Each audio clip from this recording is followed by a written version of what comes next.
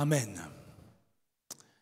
Je parle de la marche chrétienne selon ce verset de la première lettre de Jean, chapitre 2, verset 6, important, qui dit ceci: celui qui dit qu'il demeure en lui doit marcher comme lui-même a marché.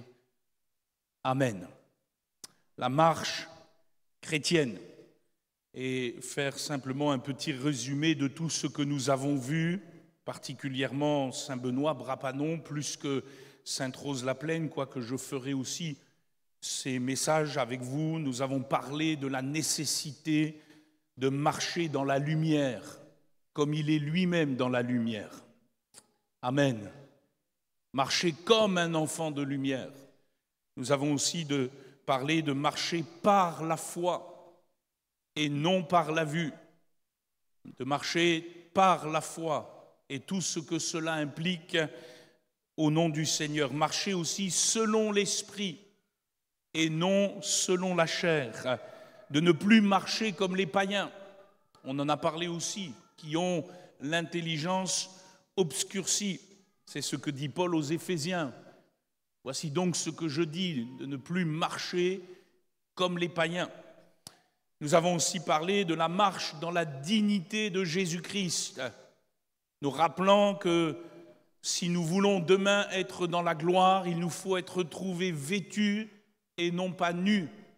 Tu as Sardes, disait Jésus à cette église, quelques hommes qui n'ont pas souillé leurs vêtements, ils marcheront avec moi en vêtements blancs, parce qu'ils en sont dignes.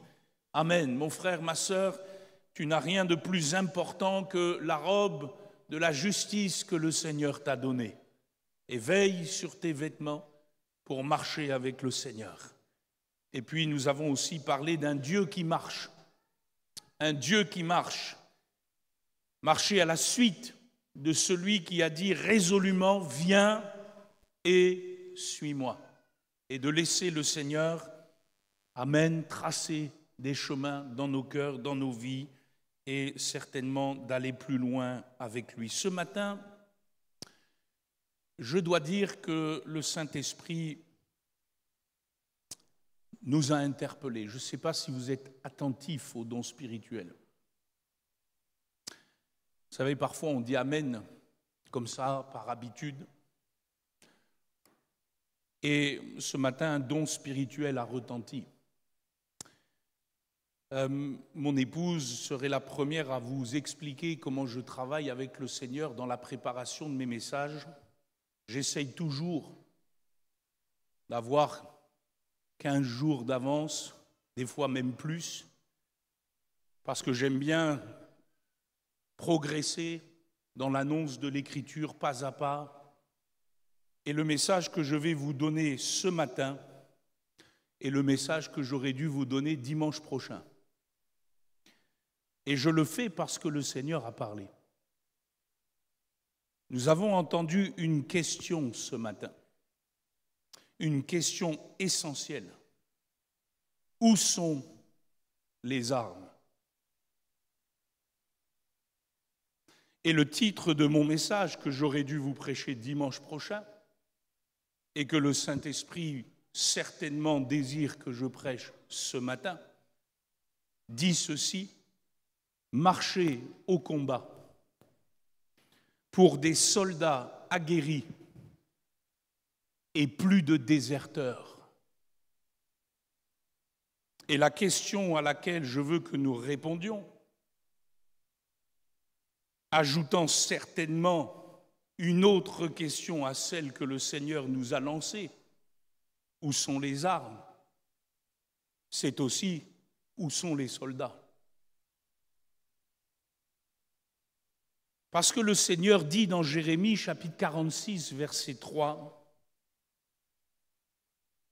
et il lance cet ordre de bataille au peuple d'Égypte qui faisait face à la menace babylonienne dans le contexte du prophète: préparez le petit et le grand bouclier et marchez au combat. Alors, bien sûr, dans ce chapitre 46 du prophète Jérémie, c'est ironique de la part de Dieu. pour la bonne et simple raison que cet ordre de bataille n'est pas lancé à Israël, mais à l'Égypte. Et l'Égypte est vaincue d'avance. Néanmoins, ce même ordre de bataille est lancé à l'Église de Jésus-Christ. Et l'Église de Jésus-Christ n'est pas l'Égypte. L'Église de Jésus-Christ, c'est l'armée du Seigneur. Et elle est toujours triomphante. Les combats peuvent être âpres, les coups peuvent être difficiles à encaisser, mais avec Dieu, nous ferons des exploits. Et Paul dit, si nous marchons dans la chair, nous parlons de la marche chrétienne, nous ne combattons pas selon la chair, car les armes avec lesquelles nous combattons ne sont pas charnelles, mais elles sont puissantes par la vertu de Dieu pour renverser des forteresses. Nous renversons les raisonnements et toute hauteur qui s'élève contre la connaissance de Dieu et nous amenons toute pensée captive à l'obéissance de Christ. Amen. Si nous sommes appelés à marcher dans la lumière, comme il est lui-même dans la lumière, si nous sommes appelés à marcher par la foi et non par la vue, si nous sommes appelés à marcher selon l'esprit et non selon la chair, si nous sommes appelés à marcher dans la dignité de sa présence et de son onction, et si nous sommes appelés à marcher à la suite de ce Dieu qui marche, c'est parce que le Seigneur va nous faire triompher dans les combats. Le Seigneur a dit, je marcherai devant toi, j'aplanirai les chemins montueux, je romprai les portes d'airain et je briserai les verrous de fer. Alors, reprenons ce texte, Jérémie 46, verset 1er. Méditons-le. Laissons-nous interpeller par le Saint-Esprit ce matin. La parole de l'Éternel qui fut adressée à Jérémie le prophète sur les nations, sur l'Égypte, sur l'armée de Pharaon Nécho, roi d'Égypte, qui était près du fleuve de l'Euphrate à Carchemish et qui fut battu par Nebuchadnezzar, roi de Babylone, la 4e année de Joachim, fils de Josias, roi de Juda. Vous remarquerez que dans la Bible, tout est précis. Il n'y a pas d'à peu près avec Dieu. Préparez le petit et le grand bouclier et marchez au combat. Attelez les chevaux, montez, cavaliers, paraissez avec vos casques, polissez vos lances, revêtez la cuirasse. Que vois-je? Ils ont peur, ils reculent, leurs vaillants hommes sont battus, ils fuient sans se retourner, l'épouvante est de toutes parts, dit l'Éternel. Que le plus léger ne trouve aucun salut dans la fuite, que le plus vaillant n'échappe pas au septentrion sur les rives de l'Euphrate. Il chancelle, il tombe. Amen. Nous sommes plongés ici au temps de l'exil. La grande puissance montante est la puissance de Nebuchadnezzar et de Babylone. Et elle menace la région. Et elle menace plus particulièrement l'Égypte, qui était jusqu'à ce jour la nation dominante. Et un combat va avoir lieu à Carchemish entre Babylone et l'Égypte. Et si vous regardez une carte, Israël est au milieu. Et certains dans le peuple d'Israël sont tentés de fuir en Égypte. Vous remarquerez que Jérémie a fini son ministère avec eux en Égypte. Certains se disent, face à la menace babylonienne, « Oh, Mettons-nous derrière le Pharaon, il va nous protéger. Et au lieu de rester droit dans leurs bottes au nom de l'Éternel, ils désertent. Ils abandonnent le terrain avant même que l'armée de Nebuchadnezzar ne monte. Alors, d'une manière ironique, le Seigneur qui est maître des nations, amen, et qui a choisi à ce moment-là, à cause des déboires d'Israël et aussi à cause du passif de l'Égypte, de se servir de Nebuchadnezzar comme d'un instrument de sa justice, il annonce de manière ironique la capitulation des soldats égyptiens. Oh, préparez votre grand bouclier, préparez vos armes. Mais l'issue est scellée d'avance, ce sera votre capitulation. Dieu va se servir de Nebuchadnezzar, je le répète, comme d'un instrument de justice. Les Égyptiens auront beau paraître avec leurs plus beaux casques, leurs lances polies sur le champ de bataille.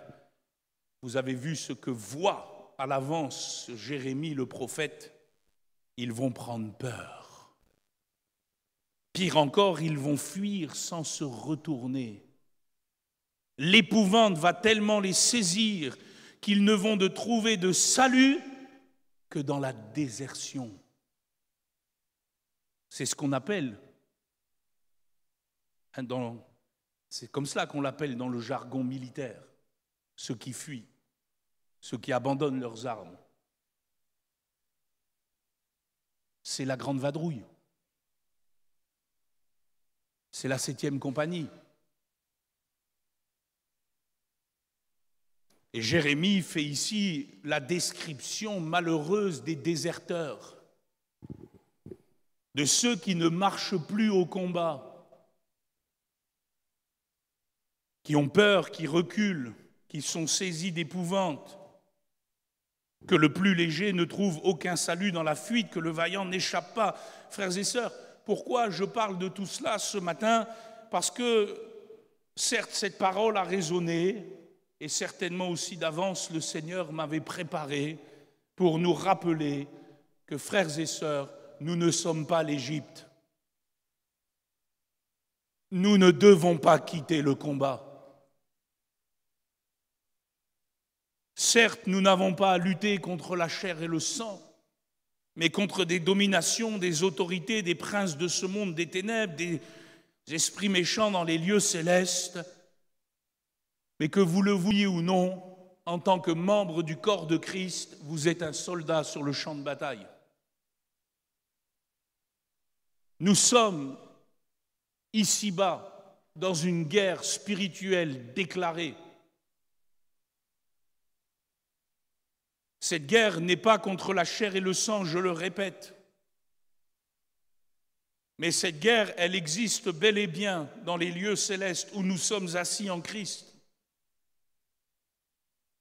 Et tout comme les soldats s'équipent de toutes leurs armes pour aller au combat, le chrétien doit se revêtir de toutes les armes de Dieu et s'apprêter à la lutte. La question est de savoir comment nous marchons au combat. Et pourquoi est-ce que je pose cette question? Parce qu'il me semble qu'il y a encore trop de croyants qui désertent les combats. Et c'est le premier point de mon message. Je veux vous parler du problème spirituel de la désertion.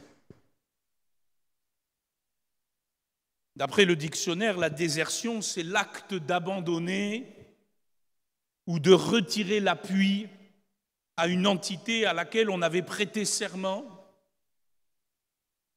où on avait prétendu devoir allégeance, responsabilité et loyauté, et à laquelle on s'est contraint d'appartenir.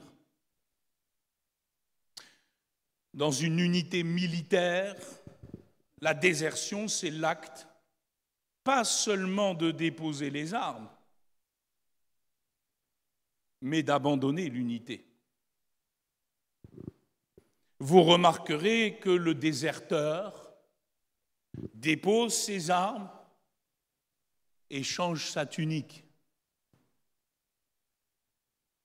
Je n'ai jamais vu un déserteur rester en habit militaire.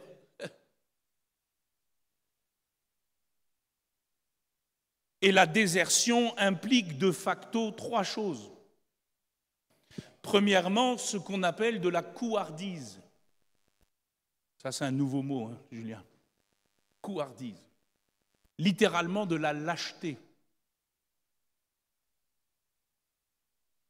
Parce que la désertion, frères et sœurs, ne prend pas racine dans la peur. Je crois que tous les soldats qui ont été sur des champs de bataille, et dans nos églises il y en a eu, ils vous auraient dit « on a eu la trouille ». Mais ils ont triomphé de la peur par le courage. Donc la désertion, ce n'est pas de la peur. C'est plus que de la peur, c'est de la lâcheté.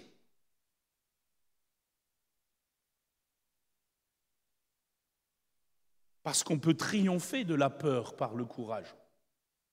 D'ailleurs, ne dit-on pas à quelqu'un qui a peur, prends courage. La désertion, c'est donc plus que ça. C'est de l'abdication. C'est de la démission. En français, on dit c'est de la pleutrerie. Et donc, deuxièmement, la désertion implique de facto de l'égoïsme. On cherche à sauver sa peau plutôt que de livrer sa vie. En se centrant sur lui-même, le déserteur divise plutôt qu'il contribue. Il considère sa vie comme plus précieuse que la vie de ses camarades et plus précieuse que la cause qu'il défend. Et donc, troisièmement, la désertion va impliquer sur ces réalités une marche à contresens. Alors que l'unité marche au combat, le déserteur marche à l'envers. Alors qu'il faut résolument se porter au combat, le déserteur fait demi-tour et se cache. Il prend une autre identité. Il s'isole. Il délaisse. En français, il dit « il laisse en plan ». Il vous laisse sur le carreau. Et sur la description de cette désertion, puisque maintenant nous parlons non pas d'une désertion militaire, mais d'une désertion spirituelle, laissez-moi faire résonner quelques versets bibliques. Écoutez-les bien. L'apôtre Paul dit à Timothée, « Souffre avec moi comme un bon soldat de Jésus-Christ. » Et si Paul dit cela à Timothée, c'est qu'il ressent que Timothée est sur le fil de la désertion et il ne veut plus souffrir.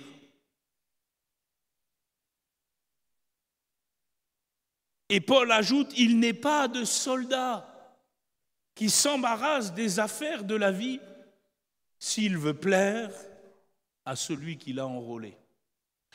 Je bénis Jésus-Christ qui n'a pas été un déserteur pour nous et qui est allé au combat de Golgotha. Ils ont tous déserté, nous aurions déserté. Mais Jésus est allé jusqu'au bout. Et Paul dira à Timothée, souviens-toi de Jésus-Christ. Il ajoutera, ce n'est pas un esprit de timidité. Monsieur Second, qui a traduit la Bible ici, a été encore très, très doux, parce que littéralement, Paul dit, ce n'est pas un esprit de lâcheté. Le Saint-Esprit n'est pas un lâche. Il ne lâche pas les combats. Et ce n'est pas un esprit de lâcheté que tu as reçu, mais un esprit de force, d'amour et de sagesse. N'aie donc point honte du témoignage à rendre à notre Seigneur, ni de moi son prisonnier, mais souffre avec moi pour l'Évangile. Jésus a dit, et je l'ai déjà cité, si quelqu'un veut venir après moi, qu'il renonce à lui-même, qu'il se charge de sa croix et qu'il me suive. Car celui qui voudra sauver sa vie, tu veux quitter les combats?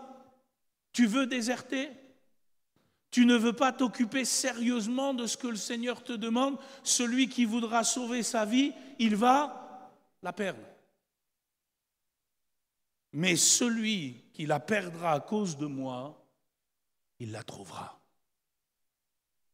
Et les larmes dans les yeux, Paul dira aussi à Timothée, viens au plus tôt vers moi, car Démas m'a abandonné par amour pour le siècle présent. Littéralement, le verbe ek kataleipo, Démas a déserté. Il m'a planté.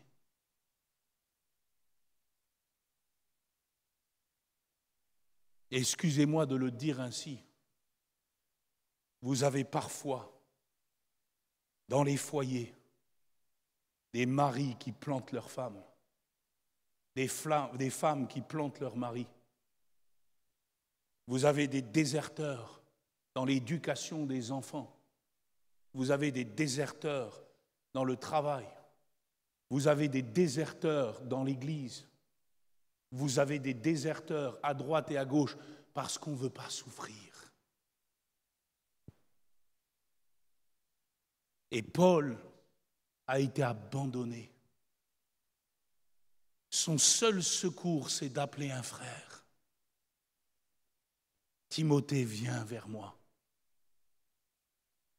C'est terrible la désertion, frères et sœurs, parce que non seulement elle laisse du champ libre à l'ennemi, je pense qu'il ne faut pas sortir de Saint-Cyr et de l'école militaire pour le comprendre, mais elle laisse le champ libre à l'ennemi. Mais plus dramatique encore, elle abandonne l'autre et l'expose à plus de souffrance. Et frères et sœurs, il faut comprendre ces choses, parce qu'il y a des combats spirituels que nous refusons parfois de mener. Je le répète, c'est le mari qui ne joue pas son rôle,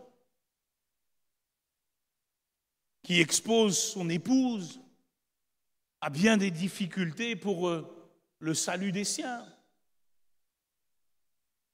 C'est le chrétien qui abandonne le terrain de l'intercession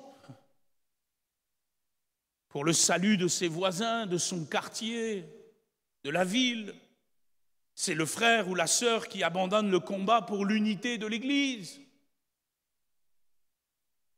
Ah, j'ai remarqué que les déserteurs aiment bien changer d'unité.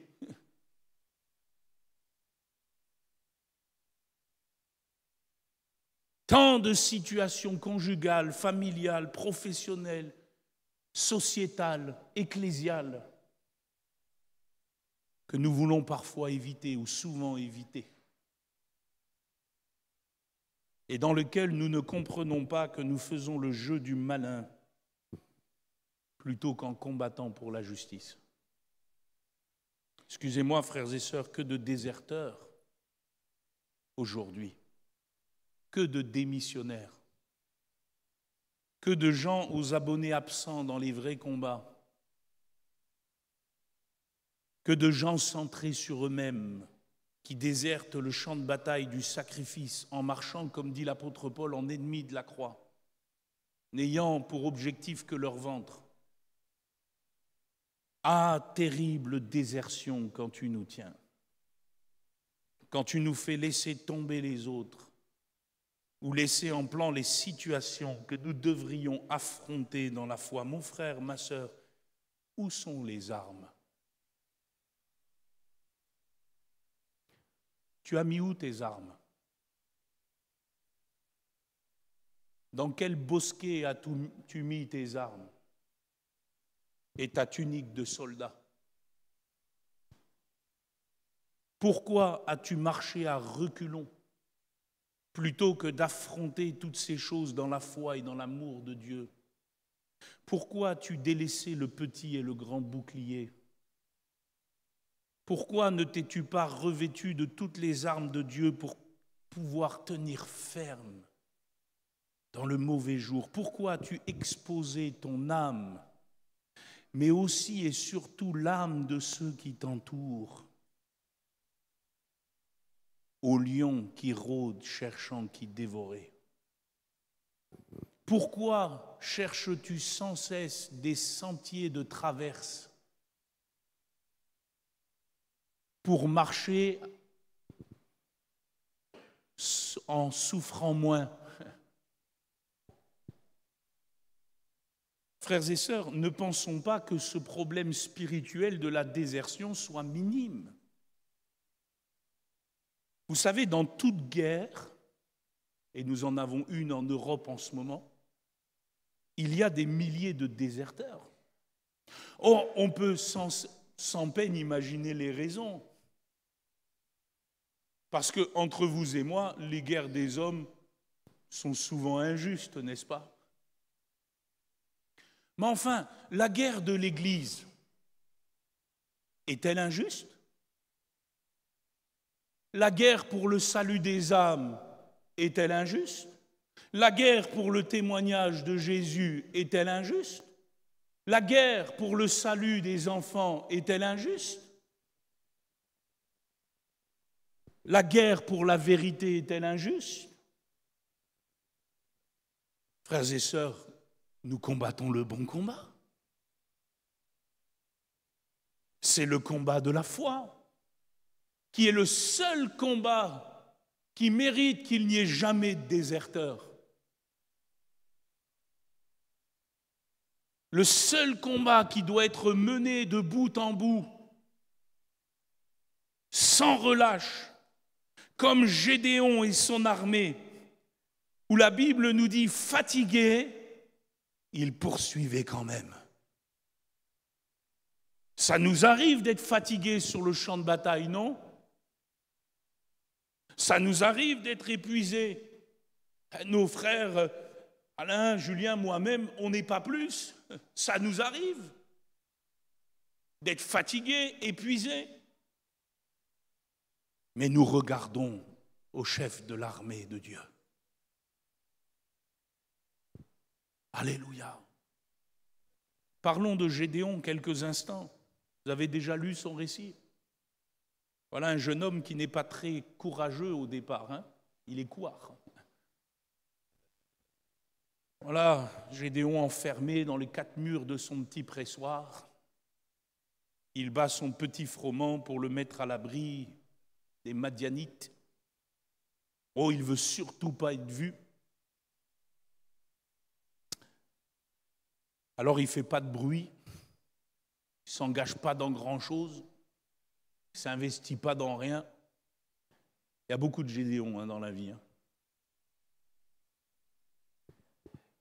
Mais l'ange de l'Éternel le visite près du térébinthe d'Ophra, et ce dernier, par une rencontre bouleversante et galvanisée, il change du tout au tout et puisse des Gédéons se lever au milieu de nous. Un héros se lève en Israël. Et voilà qu'il renverse le poteau de Baal dans la maison de son père, d'Astarté, et le voilà propulsé sur le devant de la scène. Il réveille les cœurs. 32 000 soldats se lèvent à ses côtés. Ça, c'est la photo. On l'appelle même Yerubbaal, celui qui renverse Baal. C'est la mobilisation. Mais aussi étrange soit-il, si vous lisez correctement ce texte, le Seigneur décide qu'il y en a trop. C'est bizarre, hein? Il y en a 32 000. Et Dieu dit, il y en a trop. Moi, je me mets à la place de Gédéon. Hein. Trop? Ben, il n'y en a pas assez. Oui, mais sur les 32 000, il y en a 22 000, c'est des déserteurs. Tu ne peux pas aller au combat avec des déserteurs. Ils vont te faire la panique. Tu vas les mettre en avant, parce que c'est quand même un sacré ratio, hein, 22 000 sur 32 000. Tu vas leur donner des armes, tu vas les ranger par bataillon, tu vas les envoyer dans les vallées, et tu vas t'apercevoir qu'il n'y en a que des 1000 qui te suivent. Ça vous est déjà arrivé, ça? Alors le Seigneur dit, les déserteurs, renvoie-les à la maison avant même de commencer le combat. Et il faut le dire parfois, frères et sœurs. Ah, le Seigneur, il nous fait patienter parce qu'au fond, ce n'est pas qu'il ne veut pas qu'on gagne, hein. C'est que le problème de la désertion est tellement installé dans nos vies que tant que ça ne change pas, il ne peut rien faire avec nous. Alors, il en reste 10 000. Mais sur les 10 000, le Seigneur dit à Gédéon, il y en a trop. Oh, Seigneur, combien tu m'en laisses? 9 999. J'en ai peut-être oublié un. Il y a peut-être un déserteur. Oui, Seigneur. Non, combien il lui en laisse? Vous ne connaissez pas votre Bible. Hein? 300. 300? Mais qu'est-ce que je veux faire avec 300? Et vous avez vu comment il les trie? Parce que sur ces 10 000 là, qui n'étaient peut-être pas sur le coup des déserteurs, parce que les autres étaient déjà enclenchés dans la désertion, puisqu'il est écrit que renvoie ceux qui sont déjà craintifs. Mais ceux-là, ils sont orgueilleux. Ils pensent que... Puis le Seigneur, il sait d'avance que... Alors, il ne va retenir que ceux qui ont lapé comme des chiens au torrent. Finalement, qui se sont humiliés au point de n'être rien, mais de faire confiance au Seigneur des armées. Et ces gars-là, il n'y en a que 300. C'est eux qui vont renverser Madian. Et Gédéon va les armer. Vous avez vu comment il les arme? Avec quoi il les arme? Une trompette, une cruche et une torche. Moi, je ne sais pas, hein, si je suis soldat dans cette armée-là,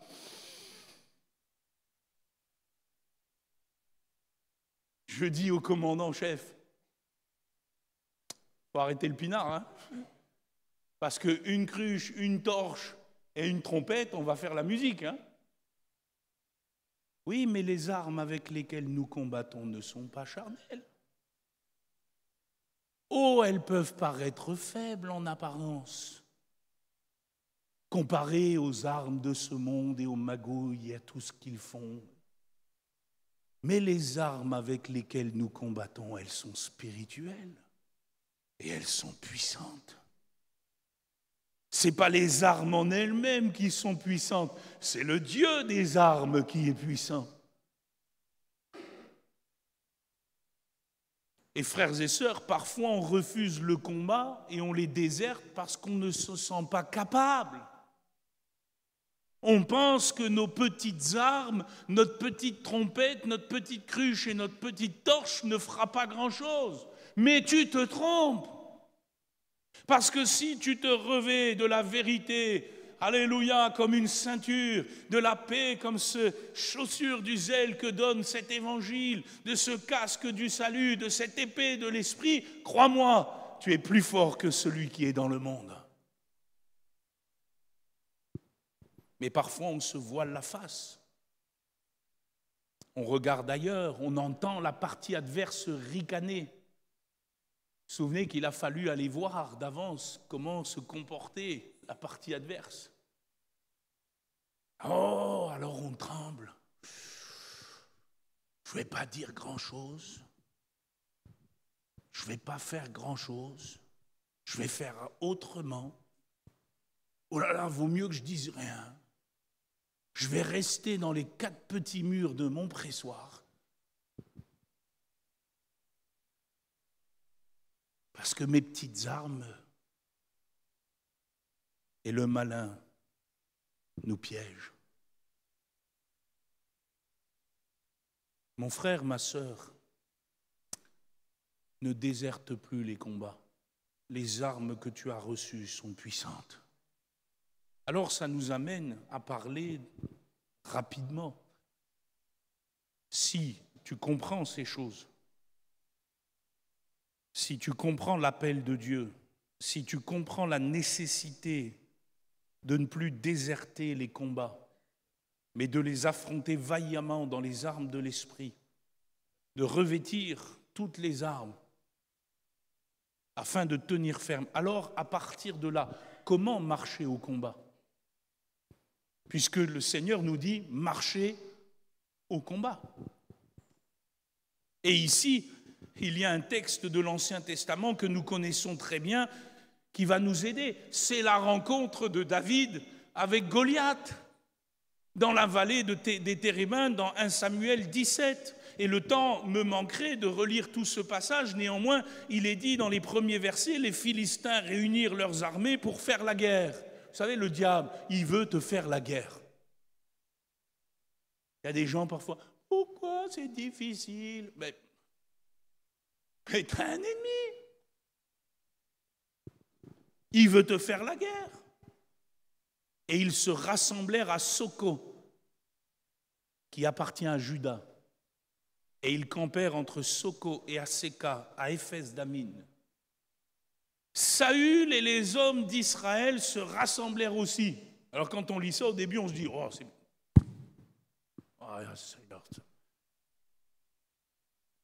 Ils campèrent dans la vallée des Térébintes. Ils se mirent en ordre de bataille contre les Philistins. Les Philistins étaient d'un côté de la montagne, Israël était de l'autre côté, la vallée les séparait. Vous entendez la musique ? Puis en fait, ça fait poup, parce qu'il n'y a personne qui veut descendre.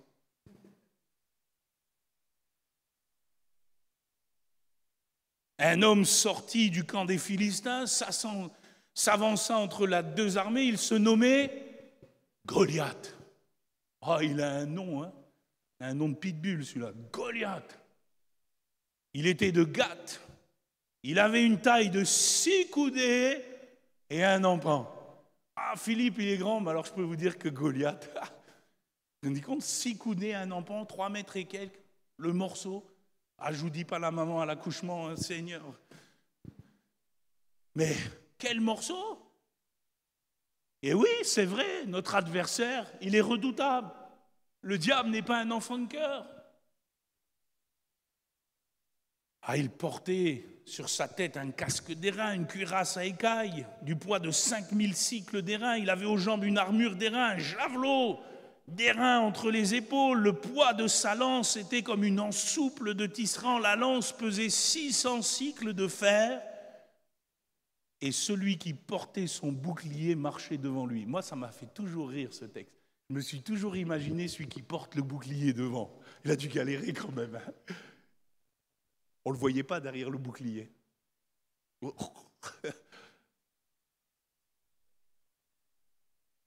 Et vous savez la suite, n'est-ce pas? Il menace, il lance un combat, il oppresse, il insulte. Et que fait Israël? Il déserte. Et c'est l'image de bien des chrétiens. Ils sont là, sur la petite montagne, et ils ne bougent pas. Et cette dernière phrase est terrible. Ils furent effrayés et saisis d'une grande crainte. La grande vadrouille avait déjà commencé dans leur cœur. Même le grand Eliab, le grand frère de David, lorsque Samuel était venu pour oindre le fils d'Isaïe dans sa maison, qui avait pensé que « Oh, Eliab, le grand, le fort, c'est lui ». Ah, où tu parles, Eliab, c'était le premier déserteur. Vous avez des gens, ils ont des discours, hein. Et quand il s'agit de se mettre en ordre de bataille, voyez-vous, ça nous enseigne, frères et sœurs, qu'on peut être là et déjà plus là. Il n'y a pas besoin de plus. Ah, on peut écouter, ils écoutaient. On peut faire des commentaires. Vous savez, sur la montagne, ça devait faire des commentaires. Hein. Il y a des gens, ils aiment ça, ils commentent. Et patati et patata, et tu devrais pas, et tu ferais pas, tata. Et les grands commentateurs. Enfin, ils ne sont jamais sur le terrain, les commentateurs. Hein. Et on y met son grain de sel. Et pourtant, on est un grand déserteur spirituel. Pour la bonne et simple raison que tant que personne n'osait descendre dans la vallée, Goliath avançait. Et il a fallu un petit berger des collines de Bethléem, qui avait un cœur gros comme ça, pour aller affronter Goliath. David dira à Saül, je passe les détails, que personne ne se décourage à cause de ce Philistin. Ton serviteur ira se battre avec lui. Et ça, frères et sœurs, c'est vraiment une chose essentielle quand on est prêt à marcher au combat. Vous voyez, David, il a refusé de marcher découragé. Il a refusé de marcher découragé. Il a dit à Saül, qui était pourtant son roi, « Hé, regarde-moi bien dans les yeux, que personne ne se décourage, moi j'irai me battre. » Tout le monde a voulu le décourager, mais lui, il s'est levé. Et mon frère, ma sœur, si tu veux gagner dans tes combats, il faut que tu dises stop au découragement. Il faut que tu arrêtes. Stop au découragement. Que personne ne se décourage. J'irai. Moi, je vais marcher. On connaît le texte, n'est-ce pas?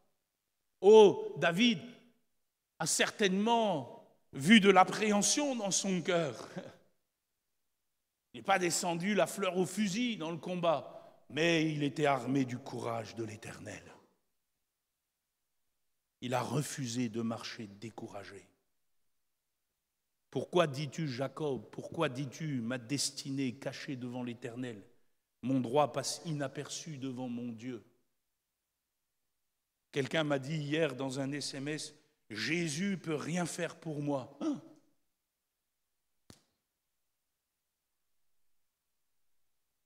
Découragé.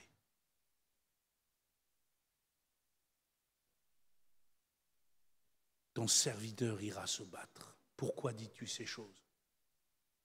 Il donne de la force à celui qui est fatigué. Il augmente la vigueur de celui qui tombe en défaillance. Les adolescents se fatiguent et se lassent, les jeunes hommes chancellent, mais ceux qui se confient en l'Éternel, ils renouvellent leur force. Ils prennent le vol comme les aigles. Moi, je bénis le Seigneur de ce que Jésus guérit les ailes brisées. Parce que c'est vrai, parfois on ressemble plus à un pigeon qu'à un aigle. Hein. Mais le Seigneur, il transforme les pigeons en aigles. Alléluia. Et il nous fait décoller. Et il est écrit, il court Il ne se lasse point, il marche et ne se fatigue point. Peut-être est-il temps que tu dises stop au découragement. Simon, Simon, Satan vous a réclamé pour vous cribler comme le froment, mais j'ai prié pour toi afin que ta foi ne défaille point. Vous avez vu, Pierre, il a aussi déserté. Il a déserté autour d'un petit feu de camp. Il a déserté au cri d'un petit galliforme. C'est ça qu'on appelle un coq, c'est un galliforme. Il est allé dans le reniement. Mais Jésus l'a tiré de là. Amen. Amen. Peut-être as-tu manqué quelques combats par découragement.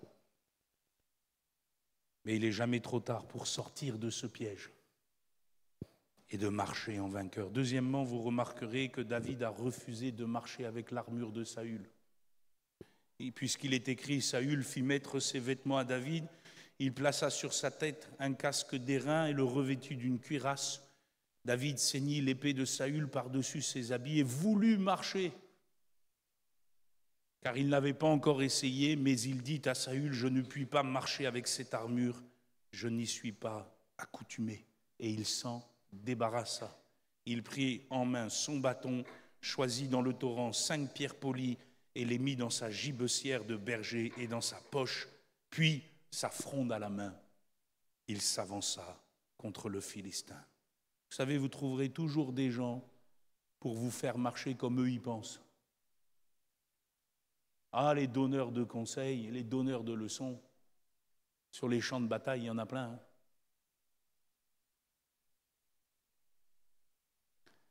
Mais il ne faut pas marcher dans leur armure.